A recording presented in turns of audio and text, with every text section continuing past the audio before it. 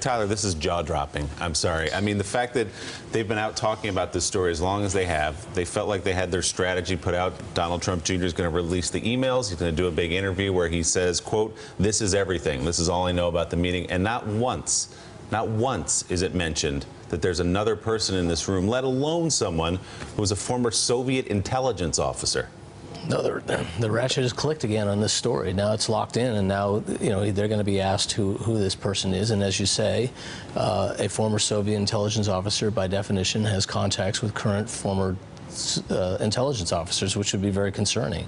And it is astonishing to me that if we're going to get this out, and by releasing the emails, right, because that's where all the details about this meeting were laid out in black and white, where the president couldn't say this is fake news anymore. The source is his son, and he's given a chance to say everything about this meeting, and he misses the fact that there was someone else in the meeting. Now we're learning it. Now we start all over again. Willie, we've got us. I'm going to do this calmly. We got to start getting outraged here. This is I got a pit in my stomach as I heard that. You're just sitting there and really visualizing what's going on there.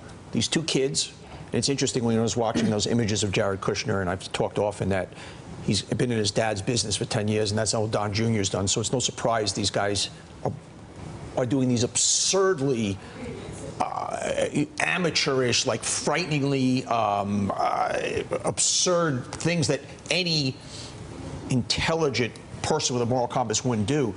But we've got to start being outraged. Jared Kushner needs to lose his security clearance tomorrow. Here's the question. Tomorrow. Does this... And Don Trump and Bob Mueller, he's got 30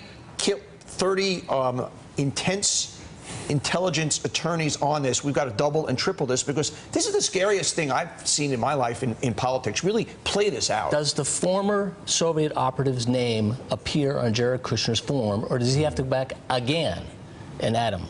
There's some important reason why the lying is worth it, because there are so many people who are deceiving in this, so many characters, going back to Flynn, to Sessions not disclosing his meeting with Kislyak. There's some important reason why they continue to not come forward with it all, and it's starting to upset Republicans. If you heard Trey Gowdy the other day, he said, enough is enough.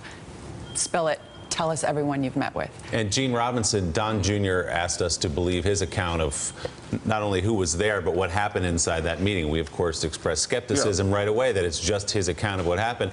So not only did he not mention this fourth person who was in the room, this former Soviet intelligence officer who was sitting in on the meeting, but now it calls into complete question what actually happened in that room. He says it was a nothing meeting. Kushner left after 7 or 8 minutes. Paul Manafort's on the phone. This whole narrative that's been created that it was a worthless meeting and it was a courtesy call.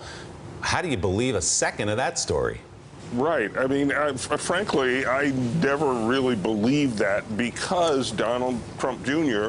lied from the beginning about the meeting. When the New York Times found out about it, he said, oh, it was just about adoptions, and then he told a second lie about it, and finally put out the emails when they were about to be put out by the Times. So his credibility on what happened inside the room was never great. Now there is no credibility about what happened inside the room. I think we go back to square one. Who was this person and what actually happened?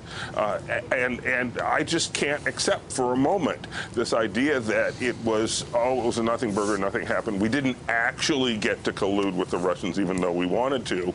I think now you have to say, something much more serious might have happened in that room. And Donnie is right. Bob Mueller is the one to figure it out.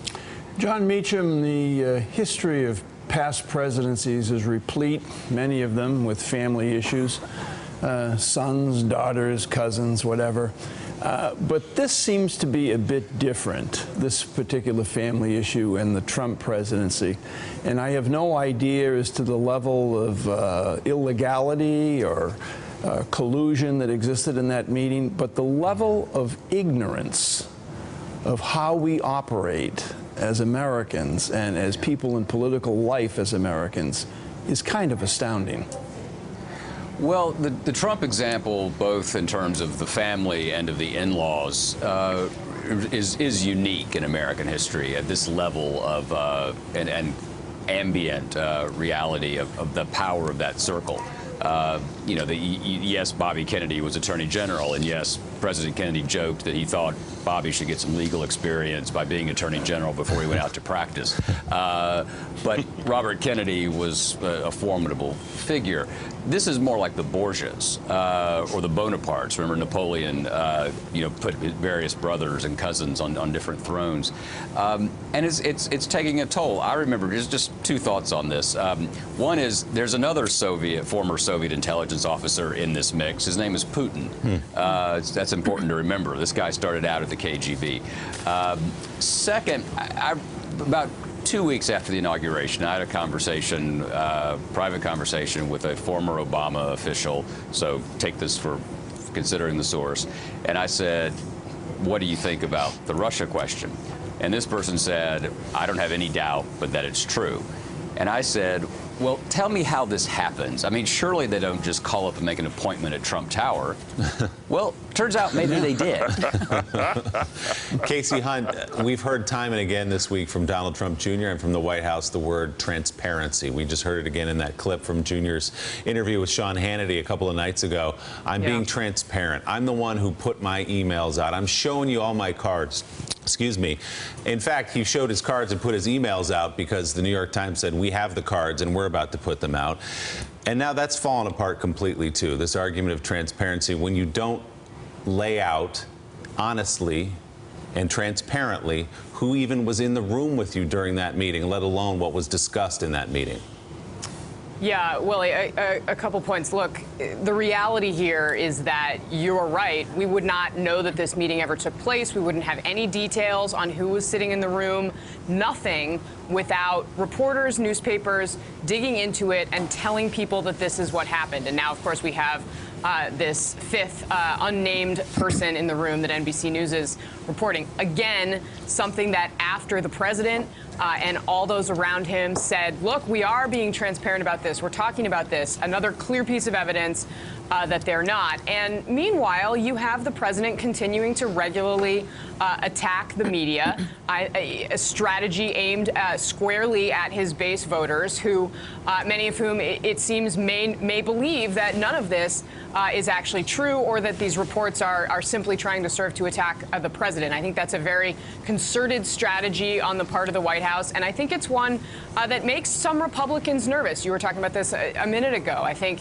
there is rising concern about kind of the general attempt to discredit the reporting that is out there on this, even among Republicans on Capitol Hill. They may not be willing to say it publicly yet, but they certainly are saying it privately. All right, Casey Hunt, Gene Robinson, John Meacham, thank you all. We've got much, much more. Stay with us on this breaking news from the NBC News investigative unit. Again, that there was someone else, a fifth person in that controversial meeting between Donald Trump Jr., senior advisor Jared Kushner, former Trump campaign chairman Paul Manafort, and a Russian lawyer. Also now, we've learned in that June 9th meeting at Trump Tower of last year was another person with alleged ties to Moscow, a Russian-American lobbyist, a former Soviet counterintelligence officer suspected by some U.S. officials of having ongoing ties to Russian intelligence. That's something he denies.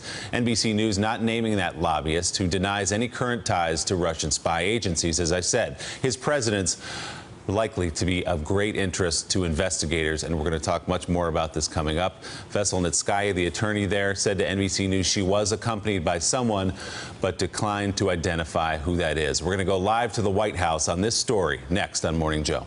Thanks for checking out MSNBC on YouTube, and make sure you subscribe to stay up to date on the day's biggest stories. And you can click on any of the videos around us to watch more from Morning Joe and MSNBC. Thanks so much for watching.